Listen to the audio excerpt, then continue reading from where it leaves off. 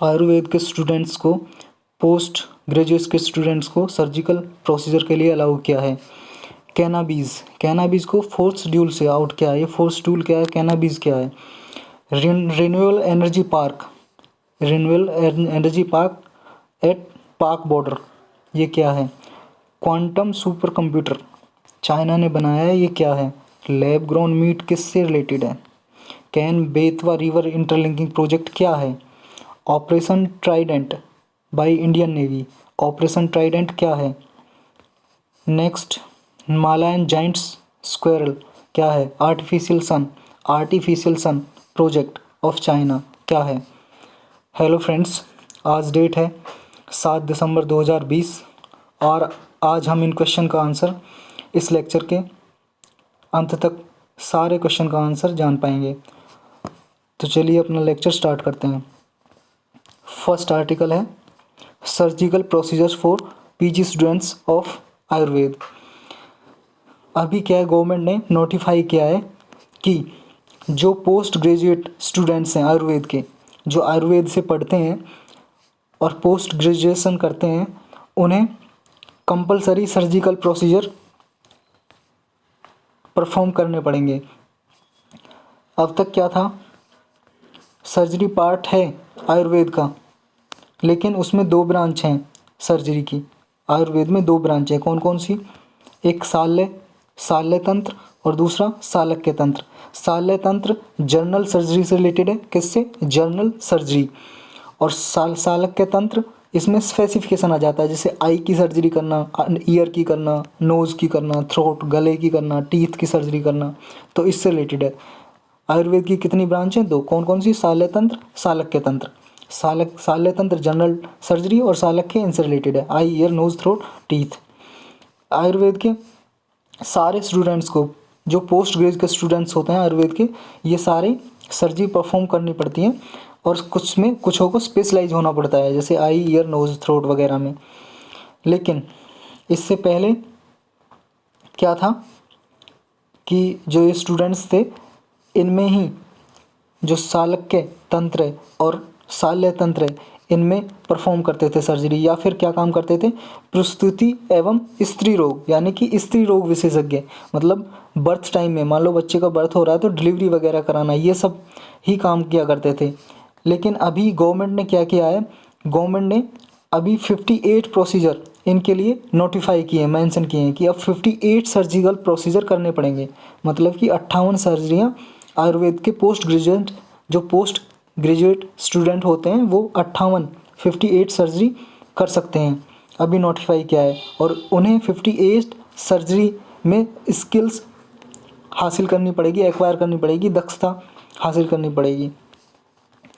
तो इसमें प्रॉब्लम क्या है, प्रॉब्लम कुछ नहीं है जी।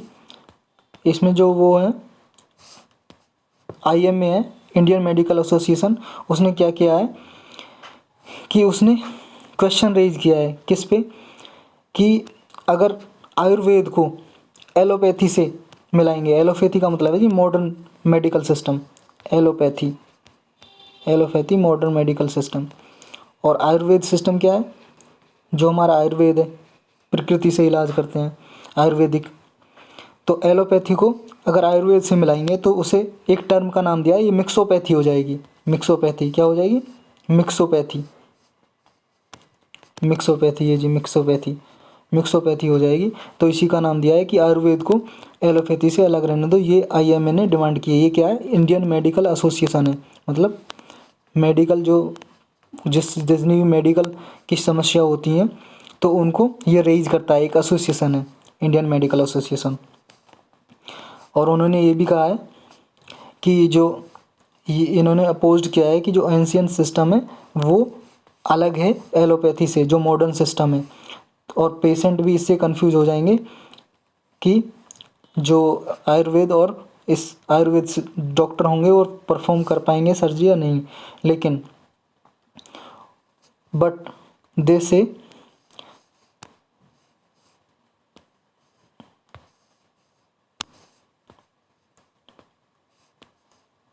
new notification somehow gives the impression that the skills of training of Ayurvedic doctor in performing modern surgery are the same as those practising modern medicine. उन्होंने कहा है कि जो न्यू नोटिफिकेशन निकाला है गवर्नमेंट ने कि 58 सर्जरी जो कर सकेंगे, कि आयुर्वेद के जो डॉक्टर हैं वो सेम मॉडर्न जो सर्जरी होती हैं वो परफॉर्म कर सकते हैं। ठीक है जी। इन्होंने बस आईएमए ने क्या, यही इनकी जो क्रिटिसिज्म है आईएमए का यही है कि इससे जो मॉडर्न मेडिसिन है उसको, उससे आप इक्वल कर रहे हो आयुर्वेद सिस्टम को, और मॉडर्न जो मेडिसिन सिस्टम है एलोपैथी है वो मॉडर्न आयुर्वेद से अलग है। तो इसी को मिक्सोपैथी नाम दिया है कि अगर दोनों को मिलाएंगे तो मिक्सोपैथी हो जाएगा, यही है सिर्फ इसमें। नेक्स्ट आर्टिकल किससे रिलेटेड है? अभी यूनाइटेड नेशन ने कैनाबीज को मोस्ट डेंजरस ड्रग्स कैटेगरी से रिमूव कर दिया, हटा दिया है। पहले कैनाबीज क्या होती थी, मोस्ट डेंजरस ड्रग की कैटेगरी में आती थी। मोस्ट डेंजरस का मतलब जी बहुत खतरनाक ड्रग्स।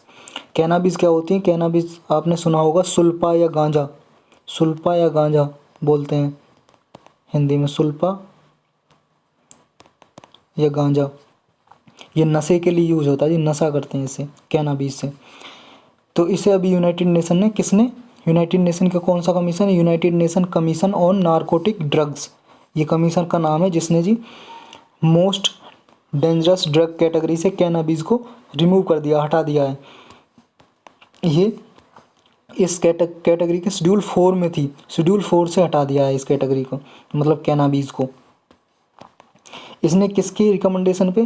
पहले 2019 में WHO ने भी, वर्ल्ड हेल्थ ऑर्गेनाइजेशन ने भी इसे रिमूव करने का सिफारिश की थी, रिकमेंडेशन दी थी WHO ने भी कि कैनाबीज को मोस्ट डेंजरस कैटेगरी से हटाया जाए। तो इसलिए CND ने, CND क्या है? United nation commission on narcotic drugs ने इसे हटा दिया मोस्ट डेंजरस कैटेगरी से, कैनाबीज को। अब इसके जब कमीशन में ने इसको हटाया तो किस किसने सपोर्ट किया? इंडिया ने भी सपोर्ट किया कि हटाने के लिए है, और US से अमेरिका ने भी, और मोस्ट यूरोपियन नेशन ने भी सपोर्ट किया जब कैनाबीज को हटाया इस कैटेगरी से। लेकिन चाइना और पाकिस्तान, रसिया ने अपोज किया है इसका, और यूक्रेन ने वोट ही नहीं किया है इस पे, एब्सटेन रहा है, अलग रहा है, मतलब वोट ही नहीं किया है जब ये हटाया गया था। कैनाबीज ये होता है, एक बार देख लो आप, ये कैनाबीज, ये गांजा सुल्फा होते हैं। इसके क्या होते हैं? पत्तियों को लेते हैं, जो पत्ते होते हैं ना, लीव्स, इनको लेते हैं और इन्हें हथेली पे रगड़ते हैं या पीसते हैं, और इनसे जो निकलता है इनका इस पर पेस्ट सा बन जाता है, और उस पेस्ट को ही नशे के लिए यूज़ करते हैं। WHO ने क्या कहा है कि कैनाबीज है एक जेनरिक टर्म है use to denote the several psychoactive preparation of the plant cannabis sativa, मतलब कि ये साइको एक्टिव प्रिपरेशन के लिए यूज होने वाली टर्म है। और इसमें मेजर कंस्टिट्यूंट्स क्या है इसके साइको एक्टिव के इसमें डेल्टा 9 टेट्रा हाइड्रो कैनाबिनोल होता है। क्या होता है? डेल्टा 9 THC क्या है? टेट्रा हाइड्रो कैनाबिनोल इसमें होता है। और मैक्सिकन में भी इसे मैरिजोना भी बोलते हैं। ये मैरिजोना उसी का कैनाबीज को ही बोलते हैं, कैनाबीज को ही मैरिजोना बोलते हैं। मैक्सिकन में, मैक्सिको में, मैक्सिकन नेम है, मतलब मैक्सिको जो कंट्री है उसमें मैरिजोना बोलते हैं कैनाबीज को, ये सुल्फा गांजे को। इसकी लीव्स, पत्ते यूज होते हैं। अभी ये जो है वियना बेस्ड CND, ये United nation commission for narcotic drugs, Vienna based है, जो 1946 में फाउंड किया गया था। United nation commission for narcotic drugs का फाउंड किया गया था 1946 में, और ये UN की एक एजेंसी है, यूनाइटेड नेशन की एजेंसी है ये। तो ये क्या डिसाइड करती है? यही डिसाइड करती है कि कौन सा सब्सटेंस है, यानी कि ड्रग्स वगैरह हैं, कौन सी डेंजरस कैटेगरी में रखनी चाहिए, कौन सी बाहर रखनी चाहिए। जो अगर डेंजरस कैटेगरी में रख दिया है तो उसका यूज बहुत ही रेयर होता है। अब इसने जो निकाली है डेंजरस कैटेगरी से, इसका यूज क्या होगा? इसका क्या है जी कि मेडिसिनल पर्पज़ में यूज हो सकेगा फ्रीली, कि जो कैनाबीज है, जो सुल्फा गांजा है, उसकी कुछ मेडिसिनल प्रॉपर्टीज़ भी हैं कि दवाइयों के लिए भी यूज होता है कैनाबीज। तो अब ये प्रॉपर तरीके से कैनाबीज को दवाई के यूज़ के लिए प्रॉपर तरीके से यूज कर सकेंगे वर्ल्ड वाइड। क्या इंडिया में भी इसके लिए जो ये ड्रग्स हैं, नशे की ड्रग्स हैं, इनको रेगुलेट करने की कोई लॉ है? हाँ जी बिल्कुल है। कौन सा लॉ है? ये narcotic drugs and psychotropic substances act 1985। 1985 में इंडिया ने एक लॉ बनाया था ड्रग्स वगैरह को रेगुलेट करने के लिए, उसका नाम है ये NDPS act, narcotics and drugs and psychotropic substances act 1985। बस इसमें इतना ही था, ये याद रखना है। कैनाबीज को डेंजरस कैटेगरी से बाहर निकाल दिया है शेड्यूल 4 से, किसने? United nation commission for narcotic drugs ने, जो मेडिसिनल पर्पज़ के लिए प्रॉपर इस तरीके से यूज़ हो सकेगा। चलते हैं अपने नेक्स्ट आर्टिकल पे। नेक्स्ट क्या है? रिन्यूएबल एनर्जी पार्क सेटअप किया है जी, कहाँ पे? पाकिस्तान बॉर्डर के पास, इंडिया में, गुजरात में। गुजरात की कौन सी डिस्ट्रिक्ट में? कच्छ डिस्ट्रिक्ट में। कच्छ डिस्ट्रिक्ट में ये सेटअप किया है। ये पार्क से आप ये मत समझना ये पार्क है जिसमें पेड़ पौधे होते हैं, ये रिन्यूएबल एनर्जी पार्क है। ये मतलब कि इसमें पावर प्रोड्यूस की जाएगी। रिन्यूएबल एनर्जी का मतलब है सोलर एनर्जी या सूर्य से, या विंड एनर्जी, हवा से जो एनर्जी, जो बिजली उत्पन्न करते हैं, जो बिजली प्रोड्यूस करते हैं, लाइट एनर्जी जो आपके घरों में आती है, सोलर एनर्जी या विंड एनर्जी प्रोड्यूस की जाएगी इस पार्क में। उसी का नाम है renewable energy park. Renewable energy park. ये कितने मेगावाट का होगा? इसकी कैपेसिटी क्या होगी? ये 30,000 मेगावाट का प्रोजेक्ट होगा, जो गुजरात की कच्छ डिस्ट्रिक्ट में सेटअप होगा। और ये अपने तरह का वर्ल्ड में पूरा लार्जेस्ट ऐसा पार्क है जो कच्छ डिस्ट्रिक्ट में है। इसके 2 जोन होंगे इस पार्क के, जो रिन्यूएबल एनर्जी पार्क है, इसके 2 जोन होंगे। एक जोन में तो 49,600 हेक्टेयर की लैंड पे, भूमि पे, ज़मीन पे एक पार्क सेटअप किया जाएगा एक जोन में, जिसमें विंड और सोलर पावर दोनों प्रोड्यूस होंगी। ठीक है जी। और दूसरे जोन में, मतलब इसी पार्क के 2 जोन होंगे, एक जोन में इतने हेक्टेयर की भूमि पे, ज़मीन पे, 49,600 की हेक्टेयर ज़मीन पे विंड और सोलर पावर प्रोड्यूस होगी, और दूसरा 2,300 हेक्टेयर पे विंड पार्क एस्टेब्लिश किया जाएगा इसी में। ठीक है जी। इस पार्क के ही 2 जोन होंगे। ये यहीं पे क्यों सेटअप किया गया है इसका है कुछ। एक जगह है जी खावड़ा, वहाँ से 25 किलोमीटर दूर है ये गुजरात में है। तो ये यहीं पे क्यों सेटअप किया है गुजरात बॉर्डर पे? क्योंकि यहाँ वेस्ट लैंड थी। ठीक है जी। और यहाँ विंड जो आती हैं समुद्र से बहुत ही हाई हैं, कैपेबल हैं कि विंड एनर्जी प्रोड्यूस की जा सके। और यहाँ पे वेस्ट लैंड है। वेस्ट लैंड का मतलब इस पर कुछ भी ग्रो नहीं होता है, ना क्रॉप ग्रो होती है, ना कुछ ग्रो नहीं होता है। ये बंजर भूमि है एक तरह से, इस वजह से यहाँ पे सेटअप किया है। अब इसे सेटअप कौन करेगा? कोई संस्था तो करेगी। हाँ जी, एक कॉरपोरेशन है। क्या नाम है? Solar energy corporation of India. Solar energy corporation of India, यानी कि सेकी, SECI, ये सेटअप करेगी। और सेटअप होने के बाद जब बिजली प्रोड्यूस होगी, पावर प्रोड्यूस होगी, उसे ग्रिड तक कौन पहुंचाएगा? ग्रिड का मतलब है जो बिजली के खंभे लगे होते हैं ना, बिजली के खंभे, वहाँ तक कौन पहुंचाएगा इसको? उसको पहुंचाएगा power grid corporation of India. Power grid corporation of India evacuate करेगी पावर को, जो प्रोड्यूस होगी इस पार्क में, जो उत्पन्न होगी एनर्जी पार्क में, उसे ये power grid corporation of India evacuate करेगी, ग्रिड तक पहुंचाएगी, खंभों तक, बिजली के खंभों तक। ठीक है जी। इसकी कैपेसिटी कितनी है?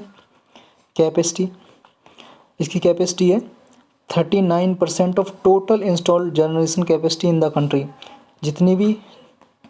जितनी भी कैपेसिटी जनरेट होती है इंडिया में, कंट्री में, उसका 39% है जी रिन्यूएबल एनर्जी। याद रखना, पूरी रिन्यूएबल एनर्जी, ये स्पार्क की एनर्जी नहीं है, ये पूरी जितनी कंट्री में रिन्यूएबल एनर्जी जो होती है प्रोड्यूस, वो है 39% शेयर है टोटल कैपेसिटी का।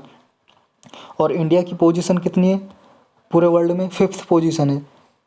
पूरे वर्ल्ड में 5th पोजीशन है इंडिया रिन्यूएबल एनर्जी प्रोड्यूस करने में। जितना रिन्यूएबल एनर्जी कैपेसिटी है इंडिया की, वो 5th नंबर पे आता है वर्ल्ड में। लेकिन पिछले 5 सालों में, एक अच्छी बात है, पिछले 5 सालों में इंडिया ने क्या किया है, 226% तक एनर्जी, जो रिन्यूएबल एनर्जी कैपेसिटी है, उसे बढ़ा दिया है, इंक्रीज किया है। कितने परसेंट? 226% तक इंक्रीज किया है कैपेसिटी को, रिन्यूएबल एनर्जी कैपेसिटी को 226% तक इंक्रीज किया है पिछले 5 सालों में। नेक्स्ट आर्टिकल पे चलते हैं, इसमें इतना ही था। क्वांटम सुप्रीमेसी से रिलेटेड है। क्वांटम सुप्रीमेसी है जी, अभी चाइना ने क्या किया है, क्लेम किया है क्वांटम सुप्रीमेसी। एक क्वांटम कंप्यूटर बनाया है, क्वांटम कंप्यूटर, जैसे सुपर कंप्यूटर होते हैं ना, फास्टर कंप्यूटर होते हैं, उससे भी फास्ट होता है जी क्वांटम कंप्यूटर। क्वांटम कंप्यूटर बनाया है और कहा है कि जो गूगल का प्रोटोटाइप सुपर कंप्यूटर है ना, एक गूगल, जो गूगल का नाम सुना होगा, अपने कंपनी है गूगल का सुपर कंप्यूटर का नाम है प्रोटोटाइप, उससे भी 10 बिलियन टाइम्स फास्टर है ये क्वांटम कंप्यूटर। जो चाइना ने क्वांटम कंप्यूटर बनाया है, कितने टाइम फास्ट है, 10 बिलियन टाइम्स फास्टर, ज़्यादा तेज़ी से काम करता है, 10 बिलियन ज़्यादा तेज़ी से काम करता है।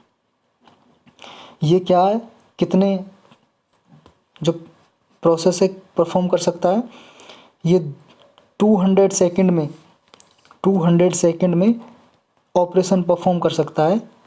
कौन सा, जो सुपर कंप्यूटर को 10,000 साल लग जाएंगे ना जिस कैलकुलेशन को परफॉर्म करने में। मान लो जी आपका कैलकुलेटर है, सिंपल भाषा में समझो, ये कैलकुलेटर है, कैलकुलेटर से हम जमा, एडिशन, माइनस, मल्टीप्लिकेशन, डिवीजन ये करते हैं ना, जमा घटा गुना भाग, इसमें जितना टाइम लगता है उससे बहुत कई हज़ारों फास्ट सुपर कंप्यूटर काम करता है। और जितना सुपर कंप्यूटर 10,000 सालों में जिस कैलकुलेशन को करेगा ना, मान लो कोई कैलकुलेशन है और सुपर कंप्यूटर को 10,000 साल लगेंगे करने में, तो 10,000 ईयर में जितने लगेंगे वो क्वांटम कंप्यूटर उसी चीज़ को 200 सेकंड में कर देगा, 200 सेकंड में। इतना फास्ट है क्वांटम सुपर कंप्यूटर। ये टर्म स्वैप, ये क्वांटम सुप्रीमेसी की टर्म है जो किसने दी थी, सबसे पहले 2012 में, 2012 में दी थी, किसने, जॉन प्रेस्किल ने, जॉन प्रेस्किल में। ये एक प्रोफेसर है, कहाँ पे, कैलिफोर्निया इंस्टीट्यूट ऑफ टेक्नोलॉजी में प्रोफेसर है जॉन प्रेस्किल, उसने टर्म दी थी, क्वांटम सुप्रीमेसी की टर्म दी थी। ये क्वांटम सुपर कंप्यूटर वही है जी जो क्लासिकल कंप्यूटर होते हैं, सुपर कंप्यूटर या क्लासिकल कंप्यूटर, जो जो कंप्यूटेशन वो परफॉर्म नहीं कर सकते, क्वांटम कंप्यूटर वो परफॉर्म कर सकता है।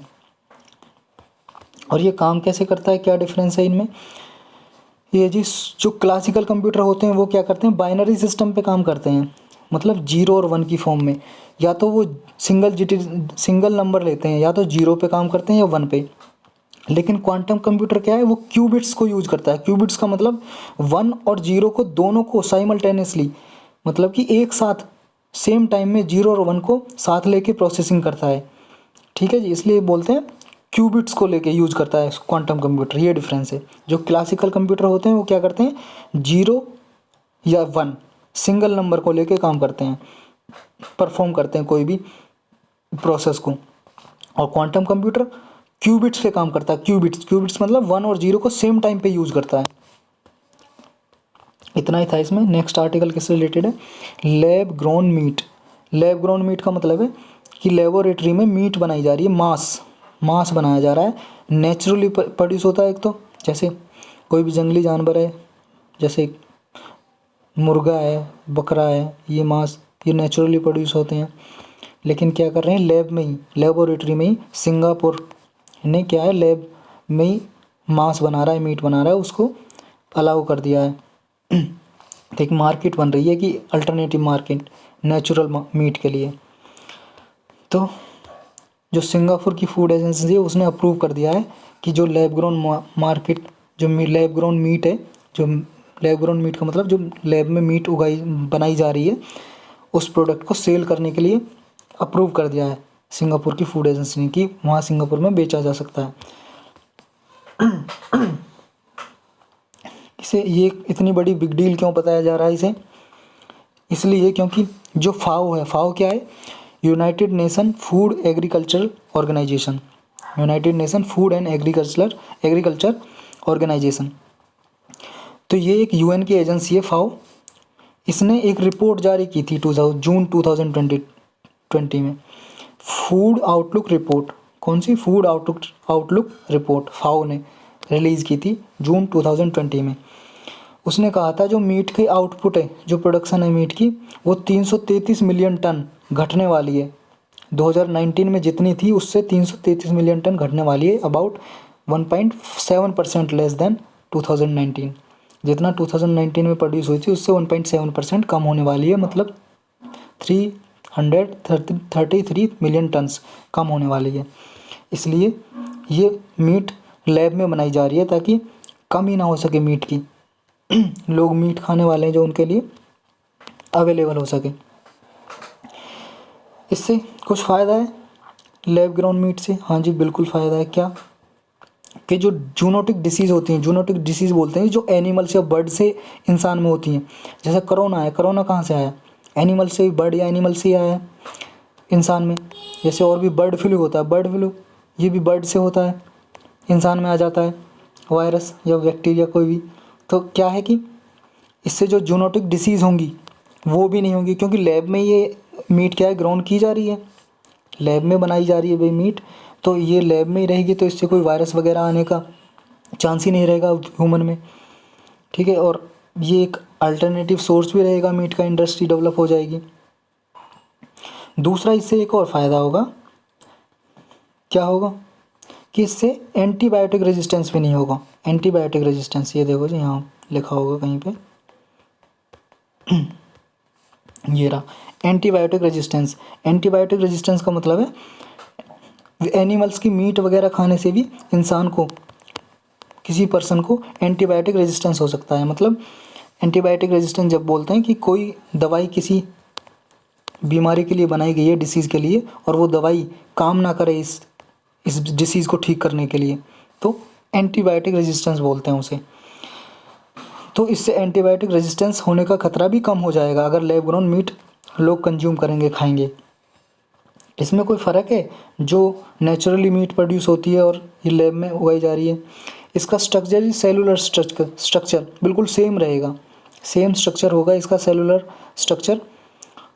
बस ये क्या है कि ये सेल से बनाई जाएगी, सेल से लैब में सेल से बनाई जाएगी लेबोरेटरी में, और वो क्या है, वो जो नेचुरली प्रोड्यूस होती है वो मीट बनती है। बस इतना फ़र्क होगा, ये लैब में सेल से बनाई जाएगी, और इसके में जूनोटिक डिसीज़ होने का खर्चा भी, मतलब कम खतरा होगा, और दूसरा एंटीबायोटिक रेजिस्टेंस होने का भी खतरा कम रहेगा। ये इसके फ़ायदे होंगे। लेकिन कंज्यूमर इसे ख़रीद पाएंगे या नहीं, उसके लिए एक कंसर्न इसके लिए दिखाई जा रही है। वो क्या कि ये हर्डल्स हो सकती हैं इसके मार्केटिंग में। क्या हर्डल्स का मतलब जी बाधाएं, क्या कि अफोर्डेबिलिटी की, ये हो सकता है महंगी हो, कॉस्टली हो लैब ग्राउंड मीट, तो लोग कम अफोर्ड कर सकते हैं कि इसे अफोर्ड ना कर पाएँ। अफोर्ड करने का मतलब है ख़रीद ना पाएँ महंगे होने के कारण। दूसरा, कंज्यूमर में मिसट्रस्ट भी हो सकता है कि वो सोचेंगे भाई ये लैब में उगाई गई है मीट, ये सही भी होगी या नहीं, को विश्वास उनका जगाना बहुत मुश्किल काम है। ये भी कंज्यूमर का मिसट्रस्ट से डीलिंग करना एक ये हर्डल्स हो सकती है। तीसरी बात क्या हो सकती है कि ये क्या है कि जो ट्रेडिशनल मीट प्रोड्यूसर हैं, मतलब जो मुर्गे वगैरह पालते हैं या बकरे वगैरह मीट फिर बेचते हैं, वो भी इसे अपोज कर सकते हैं। क्योंकि उनके लिए तो कंज्यूमर कम हो जाएंगे ना, जब सब लोग मान लो लैब ग्राउंड मीट ही खाने लगेंगे तो उनकी जो मार्केट है कम हो जाएगी, तो वो भी इसे रोक सकते हैं, रेजिस्टेंस कर सकते हैं, अपोज कर सकते हैं। यही इसमें हर्डल्स हैं। इतना ही था जी लैब ग्राउंड मीट में। कौन सी कंट्री ने लैब ग्राउंड मीट को अभी अलाउ किया, अप्रूव किया है? सिंगापुर, याद रखना सिंगापुर। नेक्स्ट टॉपिक है कैन बेतवा लिंकिंग प्रोजेक्ट। ये एक डैम है जी, अभी डैम से रिलेटेड है, लोअर और डैम। ये can Betwa river interlink project पे बनाया जा रहा है लोअर और डैम। अभी क्या है, जो इन्वायरमेंट मिनिस्ट्री ने इसे डिफर्ड कर दिया। डिफर्ड का मतलब पोस्टपोन कर दिया। जैसे आपका एग्ज़ाम पोस्टपोन हो जाता है ना, टाल देते हैं बाद के लिए, कि उसके लिए दोबारा कहा है कि दोबारा इस प्रोजेक्ट का इवेल्यूएशन किया जाए।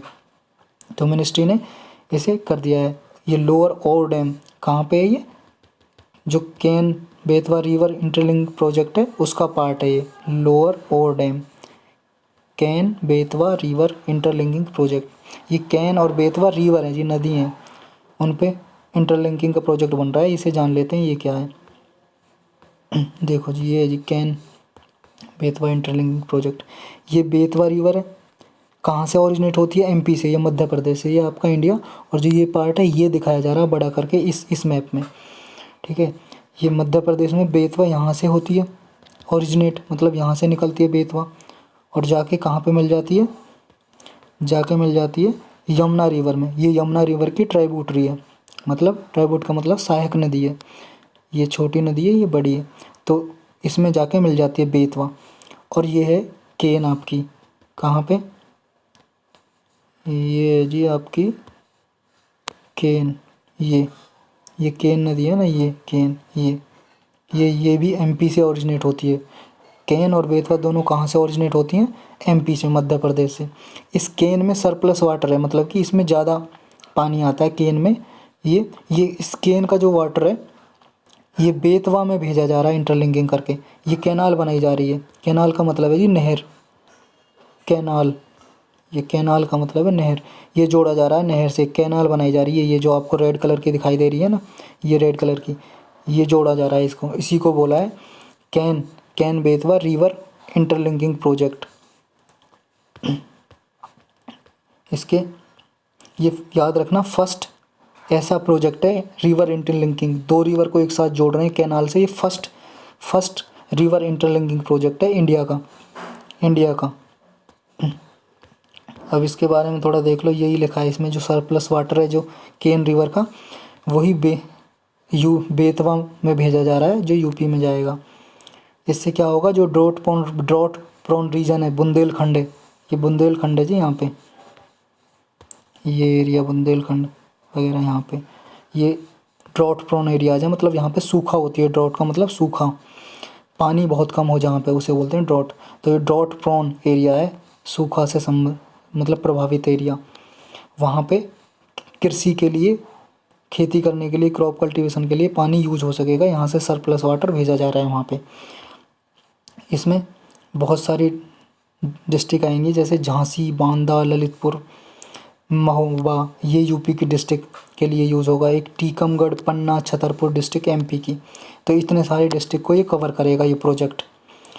अभी पन्ना से याद आया, एक पन्ना टाइगर रिजर्व को अभी क्या है, यूनेस्को ने इसे वर्ल्ड हेरिटेज नेटवर्क, मतलब बायोस्फेयर, वर्ल्ड हेरिटेज या biosphere network, biosphere reserve network में इस कैटेगरी में डाल दिया है यूनेस्को ने। पन्ना टाइगर रिजर्व को याद रखना, एमपी में है ये भी, पन्ना टाइगर रिजर्व। ये कैन बेतवा, ये रिवर एमपी से ओरिजिनेट होती है, मैंने बता दिया था। दोनों यमुना की ट्राइब्यूटरीज हैं, सहायक नदियाँ। केन यमुना में मिलती है, केन भी यमुना नदी में जाके मिल जाती है। कहाँ पे? बंदा डिस्ट्रिक्ट में, यूपी की बंदा डिस्ट्रिक्ट में। और बेतवा भी यमुना में मिल जाती है। कहाँ पे? हमीरपुर डिस्ट्रिक्ट, यूपी के हमीरपुर डिस्ट्रिक्ट में यमुना में जाके मर्ज हो जाती है, मर्ज हो जाती है। इस पे जो बेतवा रिवर है, इस पे 3 डैम और हैं। कौन कौन से? राजघाट बांध है एक तो, और परीचा और माता टीला, परीचा और राजघाट, 3 डैम है बेतवा रिवर पे।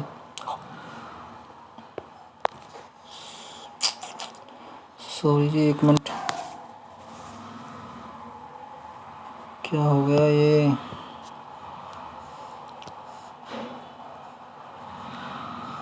एक सेकंड जी, 1 सेकंड।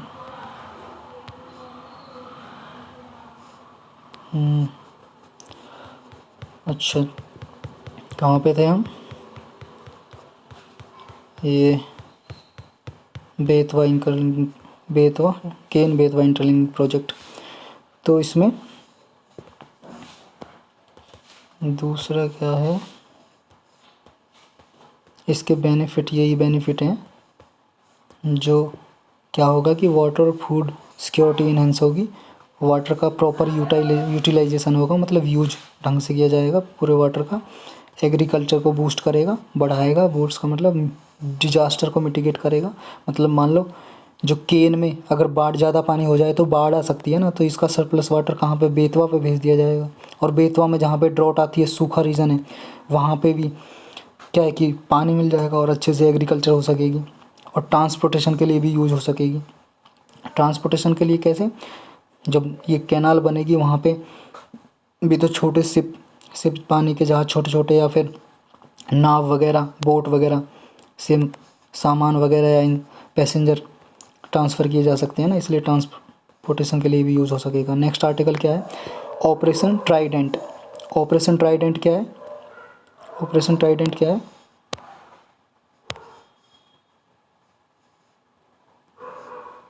एक सेकंड जी, क्या है?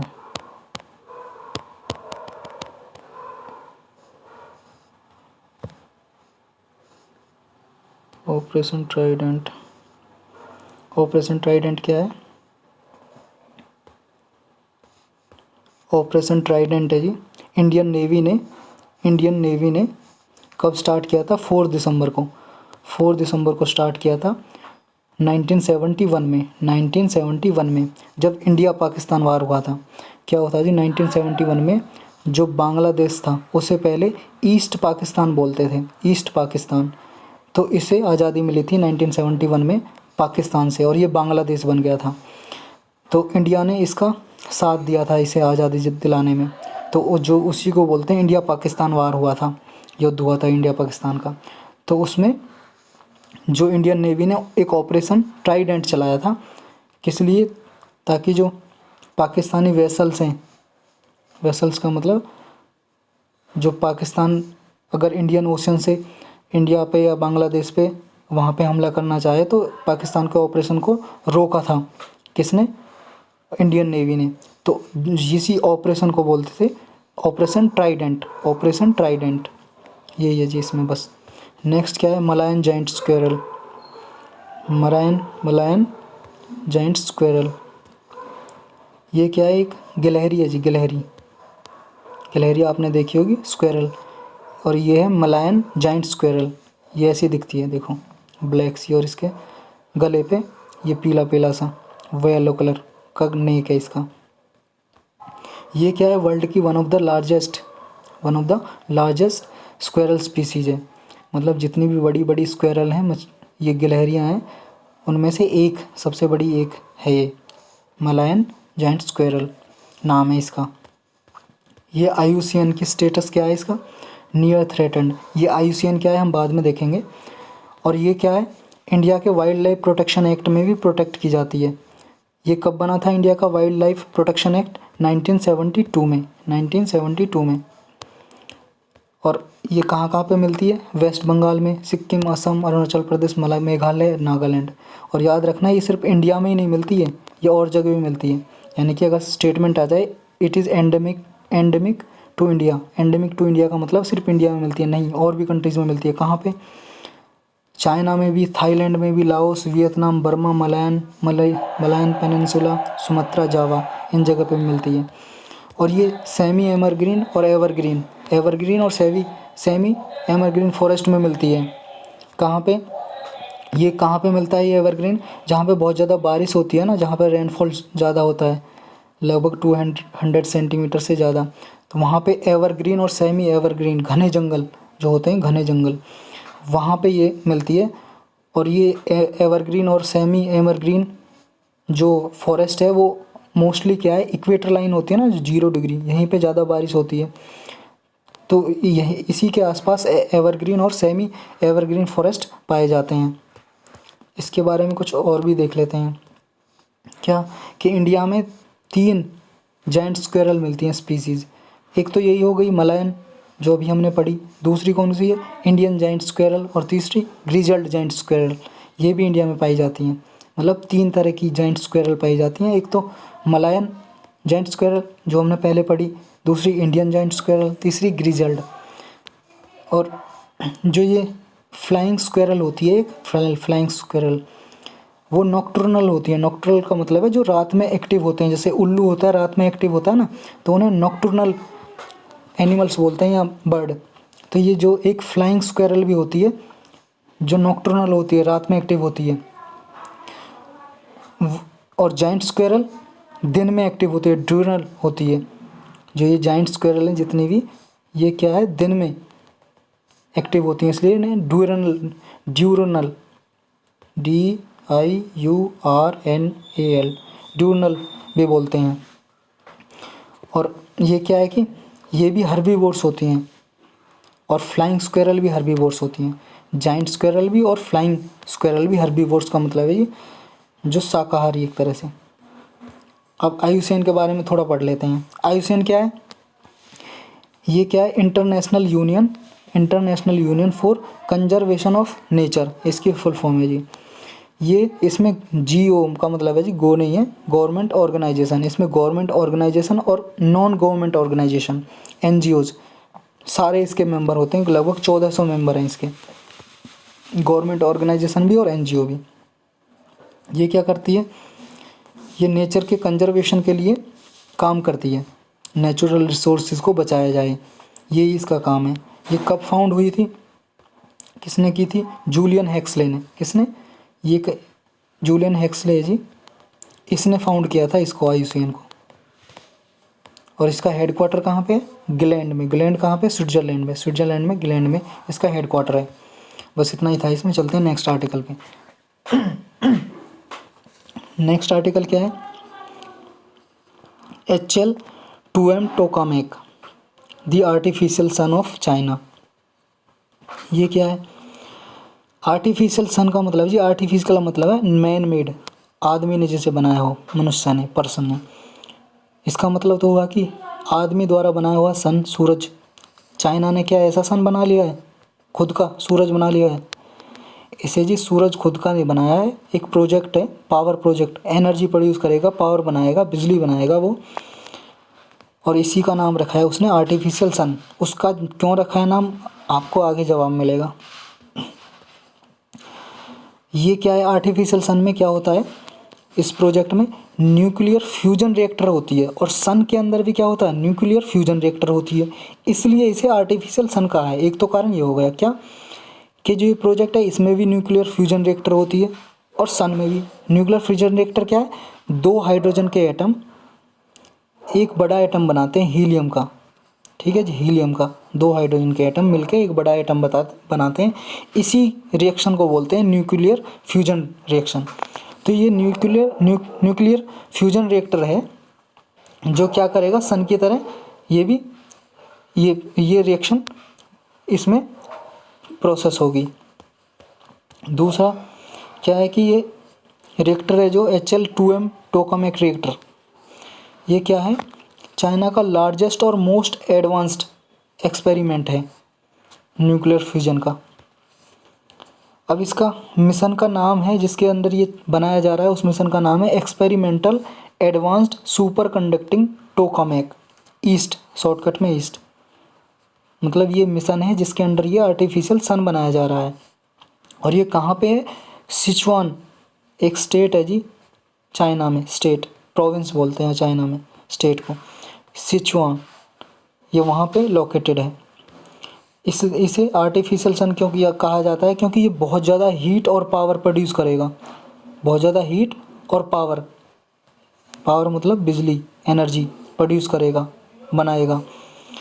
कितनी हीट प्रोड्यूस करेगा, जितना सन प्रोड्यूस करता है ना, ये सन है मान लो, और सन का ये कोर है, कोर में जितना टेम्परेचर होता है ना, उस टेम्परेचर से भी 150 मिलियन डिग्री सेल्सियस ज़्यादा, कितना, 150 मिलियन डिग्री सेल्सियस ज़्यादा इसका टेम्परेचर होगा जब ये प्रोड्यूस करेगा, ठीक है जी।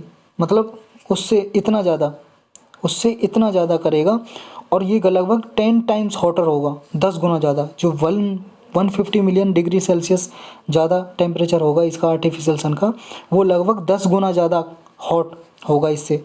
जो सन के कोर में जितना टेम्परेचर होता है उससे 10 गुना ज़्यादा टेम्परेचर, इसलिए इसको बोला है आर्टिफिशियल सन। समझ आ गया जी। दो रीज़न थे, क्या थे अभी बताइए, एक तो न्यूक्लियर फ्यूजन रिएक्शन होगी इसमें, फ्यूजन, और दूसरा इसका टेम्परेचर सन के टेम्परेचर के कोर से 10 टाइम्स ज़्यादा होगा, 10 गुना ज़्यादा, ठीक है जी। ये क्लीन एनर्जी का सोर्स होगा। क्यों क्लीन एनर्जी का, कैसे, मतलब इसमें पॉल्यूशन बहुत कम होगा, ना के बराबर। जैसे थर्मल पावर प्रोजेक्ट होते हैं, कोल से बनाते हैं, कोयला से एनर्जी पावर प्रोड्यूस करते हैं, उसमें क्या बहुत ज़्यादा पॉल्यूशन होता है, धुआं निकलता है जो पॉल्यूट कर रहा है इन्वायरमेंट को। तो इसमें ये क्लीन एनर्जी सोर्स होगा। और ये कैसा प्रोजेक्ट है एक बार देख लो आप, ये मशीन जो आपको दिखाई दे रही है यही प्रोजेक्ट है, इसी को बोला है आर्टिफिशियल सन। क्या, आर्टिफिशियल सन। तो आज के लेक्चर में सिर्फ इतना ही था। ऊपर दिए हुए सारे क्वेश्चन का जवाब आपको मिल गया होगा। Thank you very much.